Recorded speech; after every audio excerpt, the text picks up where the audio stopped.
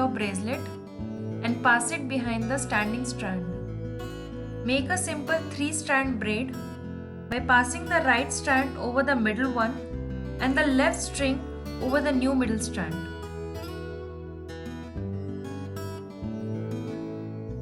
Continue the process until the end of the loop.